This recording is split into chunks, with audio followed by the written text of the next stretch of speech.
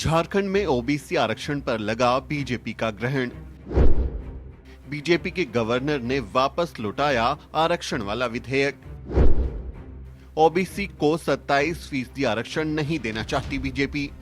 क्या खुद को पिछड़ी जाति का बताकर प्रधानमंत्री बनने वाले स्वघोषित ओबीसी नरेंद्र मोदी की सरकार नहीं चाहती कि ओबीसी समाज को भी 27% आरक्षण मिले? ये सवाल इसलिए पूछा जा रहा है क्योंकि मोदी सरकार के नुमाइंदे झारखंड के राज्यपाल ने हेमंत सरकार के उस विधेयक को वापस कर दिया है जो सूबे में ओबीसी समाज को 27% आरक्षण देने का इंतजाम कर रहा था। झारखंड के राज्यपाल ने राज्य सरकार की ओर से मंजूरी के लिए आए इस बिल पर भारत सरकार के अटॉर्नी जनरल आर वेंकटरमणी से राय मांगी थी। अटॉर्नी जनरल ने अपने मंतव्य में आरक्षण बढ़ाने के प्रस्ताव को सुप्रीम कोर्ट के आदेशों का उल्लंघन बताया। राज्यपाल ने इसी आधार पर सरकार को बिल वापस करते हुए उसकी समीक्षा करने का निर्देश दे दिया। हेमंत सरकार ने पिछले साल 11 नवंबर को विधानसभा का 1 दिवसीय विशेष सत्र बुलाकर आरक्षण प्रतिशत बढ़ाने का बिल पास किया था।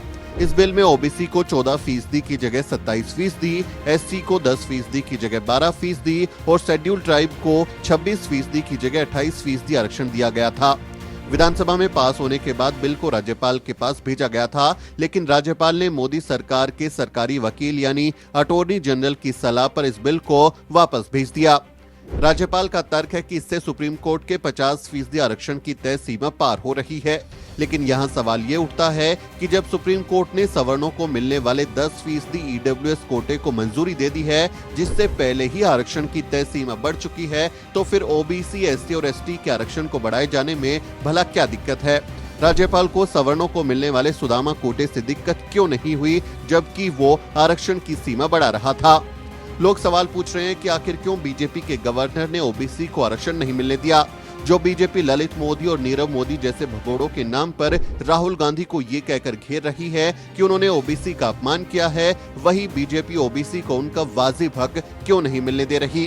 क्या बीजेपी नहीं चाहती कि ओबीसी को उसका हक मिले और ओबीसी बच्चे भी बड़ी बड़ी यूनिवर्सिटीज में पढ़े और नौकरियां हासिल करें?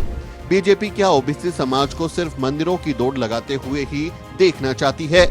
ये वो सवाल हैं जिनका जवाब न सिर्फ मोदी सरकार को देना चाहिए, बल्कि बहुजन समाज को भी इन सवालों के जवाब खुद ही तलाश करने चाहिए कि आखिर क्यों उनके साथ ये हकमारी हो रही है। इस बारे में आप क्या सोचते हैं? कमेंट करके जरूर लिखें। अगर आप चाहते हैं कि द न्यूज वीक यूं ही अम्बेडकरवादी पत्रकारिता करता रहे, तो आपको हमारी आर्थिक मदद करनी होगी। आप इस क्यूआर कोड को स्कैन करें और द न्यूज वीक फाउंडेशन के अकाउंट में सीधे अपनी आर्थिक मदद भेजें। इसके अलावा आप यूपीआई के जरिए या फिर दिए गए अकाउंट डिटेल्स में भी अपनी आर्थिक मदद भेज सकते हैं। आप इससे 2 फायदे कर सकते हैं। एक तो आप 12A और ATG के तहत इनकम टैक्स सर्टिफिकेट लेकर इनकम टैक्स रिबेट हासिल कर सकते हैं। दूसरा, आप अम्बेडकरवादी पत्रकारिता को सपोर्ट कर सकते हैं। तो आपसे अपील है कि हमारा हौसला जरूर बढ़ाएं। इस बारे में अपनी राय जाहिर करें, हमें सोशल मीडिया के हैंडल्स पर फॉलो करें और चैनल को सब्सक्राइब करना ना भूलें। Bureau report, the News week.